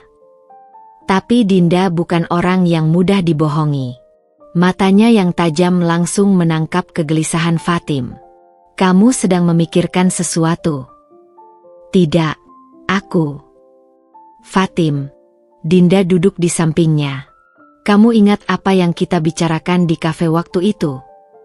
Fatim menunduk. Tentang pilihan." "Ya. Dan aku percaya pada pilihanmu." Tiba-tiba, air mata mengalir di pipi Fatim. "Tapi aku tidak percaya pada diriku sendiri. Kak, hari ini di kafe, ada seseorang dari masa laluku." Dia menceritakan pertemuannya dengan Edwin, tawarannya, dan pesan yang dia kirim pada Tania. Dinda mendengarkan tanpa menyela. Wajahnya tenang meski matanya menyimpan badai. Jadi apa yang akan kamu lakukan? Tanyanya setelah Fatim selesai. Aku tidak tahu, isak Fatim. Aku benci masa laluku. Tapi, terkadang itu terasa lebih mudah daripada berjuang untuk berubah. Dinda mengambil ponsel Fatim, membuka pesan untuk Tania. Kamu sudah menekan kirim. Fatim menggeleng. Belum. Bagus, Dinda menghapus pesan itu.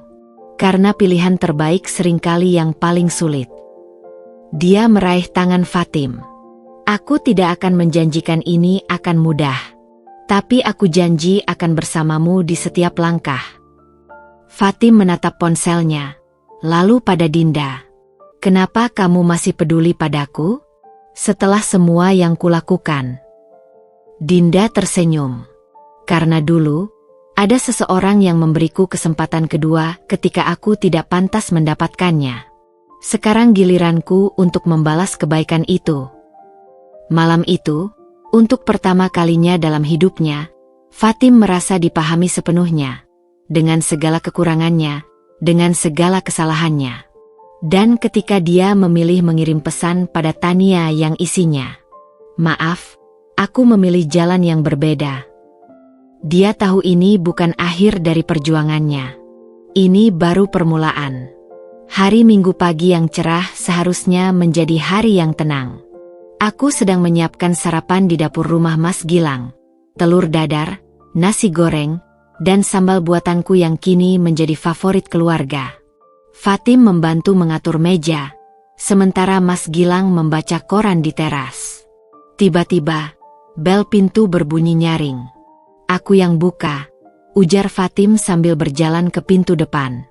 Aku mendengar pintu terbuka, lalu keheningan yang aneh. Kemudian suara Fatim yang terdengar seperti tercekik. Kamu siapa?" Dengan serbet masih di tangan, aku bergegas ke depan.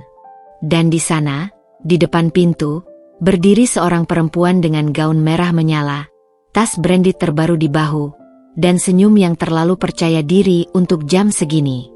Perempuan itu menatapku, lalu tersenyum lebar. "Dinda, lama tak jumpa." Duniamu seketika berhenti berputar. "Sally," namamu keluar seperti desahan. Sally, mantan sahabat sekaligus rival terbesarku di dunia modeling dulu. Perempuan yang menghancurkan kariermu dengan menyebarkan rumor palsu. Perempuan yang kau yakini telah melupakannya. "Masih cantik seperti dulu," ujarnya sambil melirik ke sekeliling rumah. "Tapi jelas hidupmu sudah jauh berbeda ya." Fatim berdiri kaku di antara kami. Kalian kenal?" Sally tertawa. Tertawa yang dulu selalu membuat darahmu mendidih. "Kenal? Kami dulu seperti saudara." Sampai dia berpura-pura berpikir. Sampai Dinda memilih jalan yang berbeda. Mas Gilang muncul dari belakang, wajahnya penuh tanya. "Ada apa?" "Oh, kamu pasti suaminya." Sally langsung menyambar tangan Mas Gilang. "Aku Sally, teman lama Dinda. Kami dulu sering bekerja sama." Dia sengaja tidak menyebutkan bahwa pekerjaan itu adalah modeling untuk majalah pria dewasa. Masa lalu kelam yang tidak pernah kau ceritakan pada Mas Gilang. "Dinda tidak pernah bercerita tentangmu," ujar Mas Gilang ramah. Sally memandangmu dengan senyum penuh kemenangan. "Oh, aku tidak heran. Masa lalu kita memang spesial." Fatim tampak bingung memandangi kalian bertiga. Udara pagi yang tadinya hangat tiba-tiba terasa pengap. "Aku datang karena ada kabar baik," lanjut Sally dengan semangat. "Aku sekarang jadi owner agensi modeling baru. Dan aku ingin menawarkan pekerjaan pada Dinda." Dia mengeluarkan brosur dari tasnya. Foto-foto model dengan pakaian minim menghiasi halaman depan. Kontraknya sangat menggiurkan. "Cukup untuk membeli rumah seperti ini 2 kali lipat," bisiknya seolah berbagi rahasia. Mas Gilang mengerutkan kening saat melihat brosur itu. "Ini jenis modeling apa?" Sally tertawa geli. Yang penting kan hasilnya, bukan? Dinda dulu sangat berbakat di bidang ini. Kau melihat Fatim memandangimu dengan ekspresi baru, seperti melihatmu untuk pertama kalinya. Dan di matanya, kau melihat pertanyaan yang sama yang ada di kepala Mas Gilang. Siapa sebenarnya dirimu? Sally menepuk pundakku. Pikirkan baik-baik. Ini kesempatan emas. Dia menyelipkan kartu nama di saku bajuku, sengaja menyentuh kulitku lebih lama dari perlu. Aku harus pergi. Tapi aku tunggu kabarmu, bisiknya di telingaku. Kita bisa mengulang masa-masa indah dulu. Setelah Sally pergi, keheningan yang pekat menyelimuti ruangan. Fatim adalah yang pertama berbicara. Kak, apa yang baru saja terjadi? Mas Gilang menatapku dengan wajah yang tidak bisa kau baca.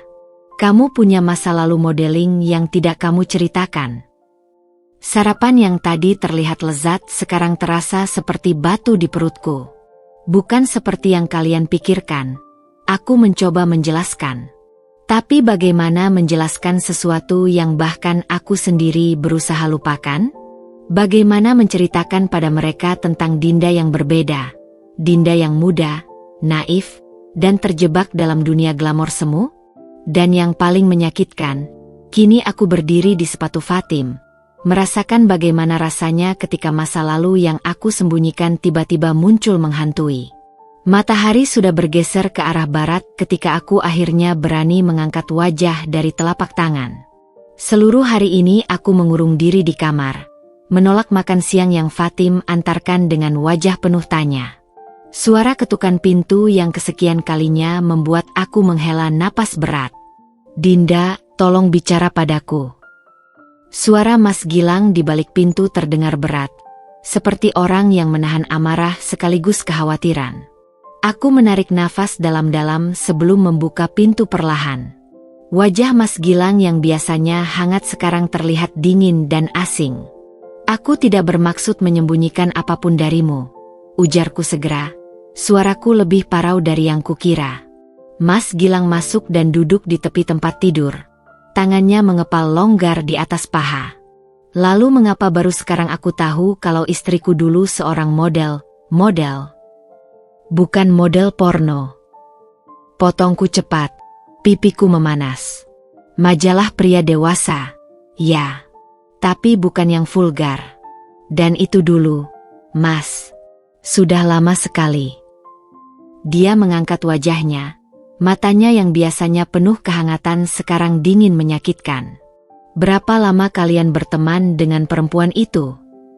Aku menunduk, mengisap udara melalui gigi yang terkunci. Kami satu agensi. Awalnya dia yang membawaku masuk ke dunia modeling setelah ayahku meninggal dan aku butuh uang untuk biaya kuliah. Kenangan itu kembali mengalir deras. Sally yang memaksaku minum di klub, fotografer yang tangannya selalu, tidak sengaja, menyentuh, kontrak-kontrak yang isinya tidak pernah seindah janjinya. Aku keluar setelah 6 bulan. Ketika aku sadar itu semua bukan dunia yang aku inginkan. Mas Gilang berdiri dan berjalan ke jendela, punggungnya tegang. Kenapa tidak pernah kau ceritakan? Karena aku malu. Teriakku. Suaraku pecah. Aku ingin melupakan semua itu.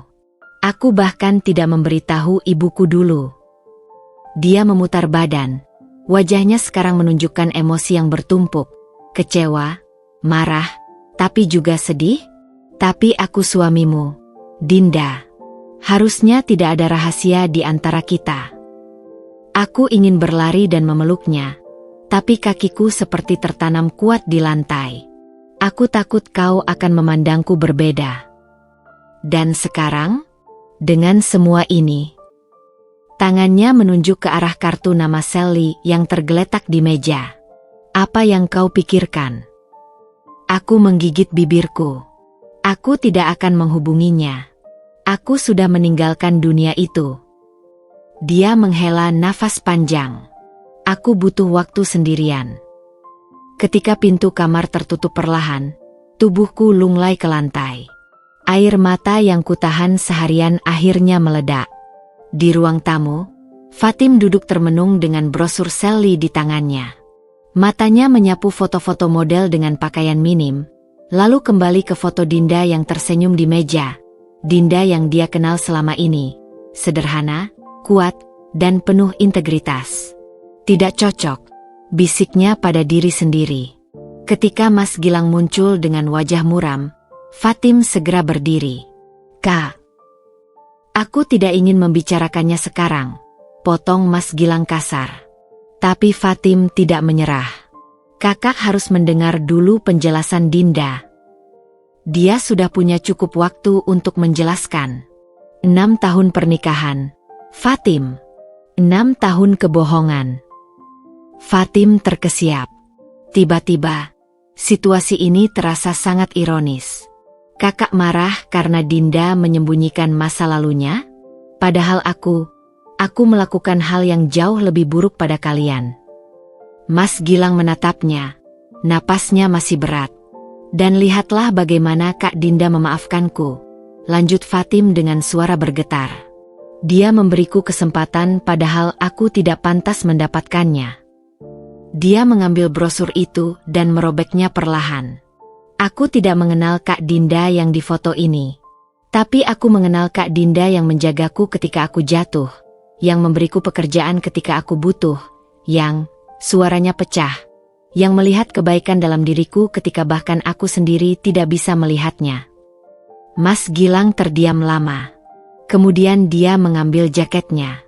"Aku butuh udara segar." Malam itu, aku duduk sendiri di teras belakang ketika Fatim menghampiri dengan 2 gelas teh hangat. "Dia akan kembali," ujarnya sambil memberikanku 1 gelas. "Dia hanya butuh waktu." Aku memeluk gelas itu, menghangatkan tangan yang terasa dingin. Aku tidak menyangka Sally akan muncul lagi. Sudah bertahun-tahun. Fatim duduk di sampingku. "Dulu, sebelum semua ini terjadi, aku mungkin akan menghakimimu." Dia menatap bintang-bintang.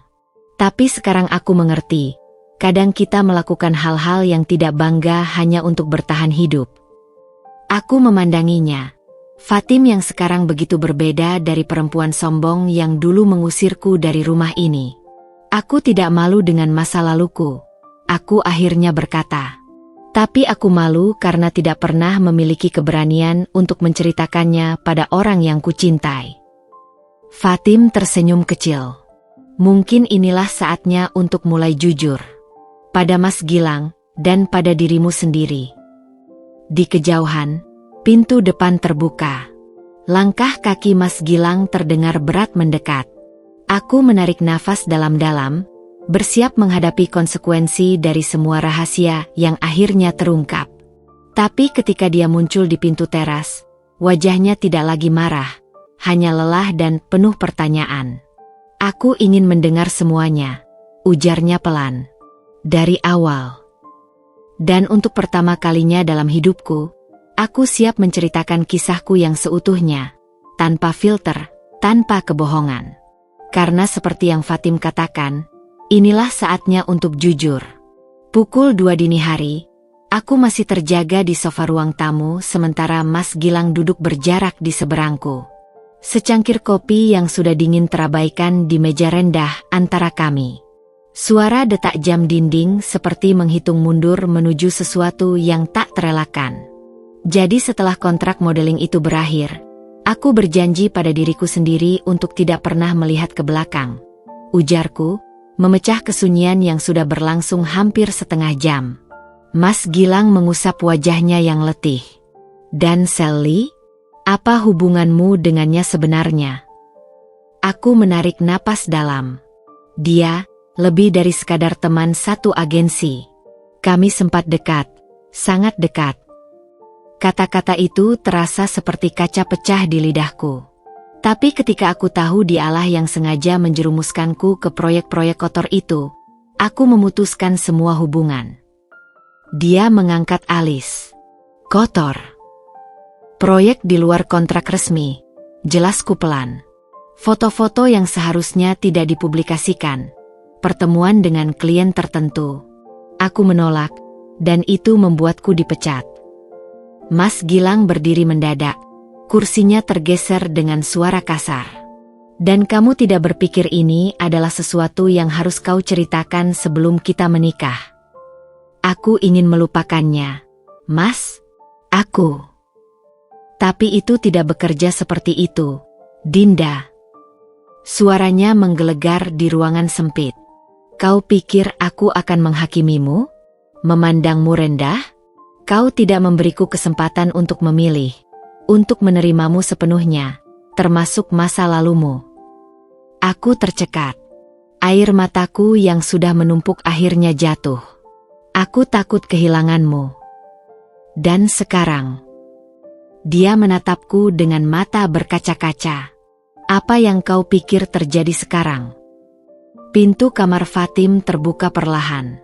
Dia berdiri di sana dengan wajah bengkak karena kurang tidur. Kalian berdua butuh mendengarkan sesuatu, ujarnya dengan suara serak. Dia menghampiri kami dengan langkah goyah, membawa sebuah buku harian kecil.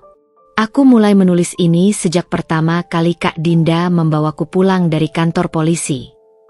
Fatim membuka halaman tertentu dan meletakkannya di meja. Bacalah. Mas Gilang mengambilnya dengan ragu. Matanya menyapu tulisan Fatim yang berantakan namun penuh perasaan. Hari ke-12. Kak Dinda membawakan aku bubur ayam karena tahu aku tidak bisa makan pedas setelah pengobatan. Dia duduk di sampingku sampai aku tertidur. Padahal aku tahu dia harus bekerja pagi-pagi. Kenapa dia baik sekali padaku? Aku tidak pantas. Mas Gilang membalik halaman. Hari ke-27. Mimpi buruk lagi. Aku terbangun menjerit. Kak Dinda yang pertama datang, memelukku seperti ibu dulu. Aku menangis di bahunya seperti bayi. Dia tidak pernah menceritakan ini pada siapapun, bahkan pada kakak. Halaman demi halaman, Mas Gilang melihat catatan harian Fatim yang penuh dengan kebaikan-kebaikanku yang selama ini tidak pernah kuceritakan pada siapapun, karena memang tidak perlu diceritakan. Dia menutup buku itu perlahan, wajahnya berubah. Apa maksudmu menunjukkan ini, Fatim? Fatim duduk di antara kami. Karena ini adalah Kak Dinda yang sebenarnya. Bukan foto-foto di brosur itu, bukan masa lalunya yang gelap. Tapi perempuan yang dengan sabar membantuku bangkit dari keterpurukan. Dia memandang kami bergantian. Kalian berdua saling mencintai. Jangan biarkan masa lalu, yang sudah berlalu, menghancurkan itu. Mas Gilang terdiam lama. Kemudian dia mengambil jaketnya. Aku butuh waktu untuk memproses semua ini. Ketika pintu depan tertutup dengan suara lembut, tubuhku lunglai.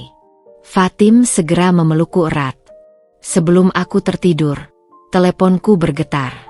Sebuah pesan dari nomor tak dikenal. Dinda sayang, aku dengar ada masalah di rumahmu. Aku bisa membantumu, dengan harga yang pasti bisa kau bayar. Aku mematikan telepon dengan gemetar. Sally selalu punya cara untuk muncul di saat yang paling tidak tepat. Dan kali ini, dia tidak akan berhenti sampai mendapatkan apa yang diinginkannya. Matahari pagi menyinari wajahku melalui tirai tipis kamar ketika aku terbangun dengan kepala berat. Malam yang kulewati tanpa kehadiran Mas Gilang terasa panjang dan menyiksa. Telepon genggam di samping bantal menunjukkan 3 panggilan tak terjawab dari nomor tak dikenal. Pasti Sally. Aku menarik napas dalam-dalam sebelum menjejakkan kaki ke lantai. Hari ini harus berbeda. Hari ini aku akan berjuang untuk pernikahanku. Untuk keluarga kecil yang telah kubangun dengan susah payah. Hari ini, di kafe mewah di pusat kota itu penuh dengan orang-orang bergaya trendy. Aku akan menemui Sally ditemani Fatim.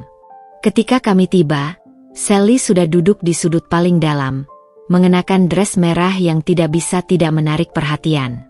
Dinda. Dan adik iparmu ya? Sally menyambut dengan senyum manis yang terlalu dibuat-buat. Aku senang kau membawa teman. lebih mudah untuk negosiasi. Aku duduk tegap, menatap langsung ke matanya yang penuh kepalsuan. Aku tidak akan kembali ke dunia itu, Sel. Tidak untuk apapun.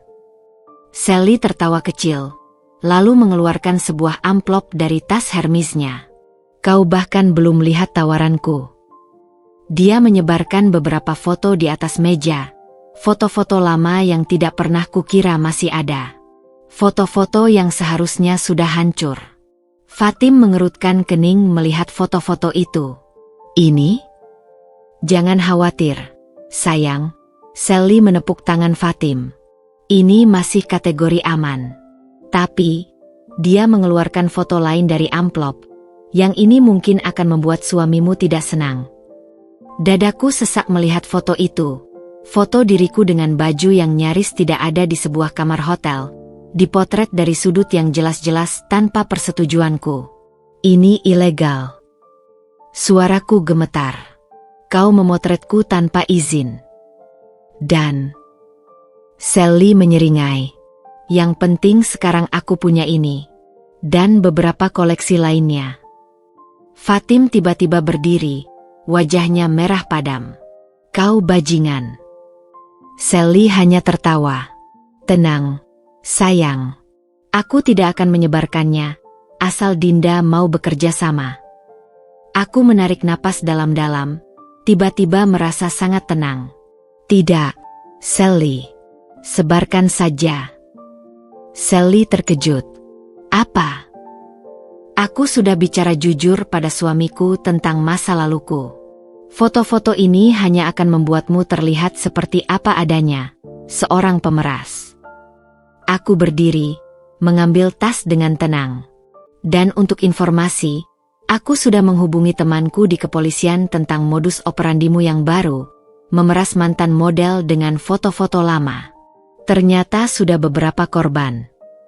Wajah Sally berubah pucat. Kau tidak akan bisa membuktikan apa-apa. Cukup. Tiba-tiba suara yang sangat familiar menggelegar di belakangku. Mas Gilang berdiri di sana dengan wajah dingin yang belum pernah kulihat sebelumnya. Saya sudah rekam semua percakapan ini. Dan polisi sedang menunggu di luar. Sally terlihat panik. Ini salah paham. Tidak, ini pemerasan. Mas Gilang membantah. Dan aku yakin pengacaraku akan senang membahas ini lebih lanjut. Ketika dua polisi mendekati meja kami, Sally akhirnya menyadari bahwa permainannya sudah berakhir. Malam itu, kami bertiga duduk di teras rumah menikmati teh hangat. Keheningan terasa nyaman setelah seharian penuh gejolak. Aku tidak menyangka kau akan datang. Aku akhirnya berkata pada Mas Gilang. Dia menatapku lama. Setelah membaca catatan harian Fatim, aku menyadari sesuatu. Kita semua punya masa lalu. Tapi yang terpenting adalah siapa kita sekarang. Fatim tersenyum. Aku akan ke kamar. Kalian butuh waktu berdua. Ketika hanya kami berdua yang tersisa, Mas Gilang memegang tanganku erat. Aku minta maaf sudah lari tadi malam. Aku hanya kaget. Aku yang harus minta maaf karena tidak jujur. Bisikku. Kita akan memulai bab baru, ujarnya. Dengan tidak ada lagi rahasia di antara kita. Aku mengangguk, merasakan beban berat akhirnya terlepas dari pundakku. Di kejauhan, Fatim berdiri di jendela kamarnya melihat kami. Di tangannya ada surat penerimaan beasiswa S2 yang tiba hari itu, hadiah dari perjuangannya selama ini. Malam itu, di bawah langit berbintang, kami semua menemukan sesuatu yang berharga.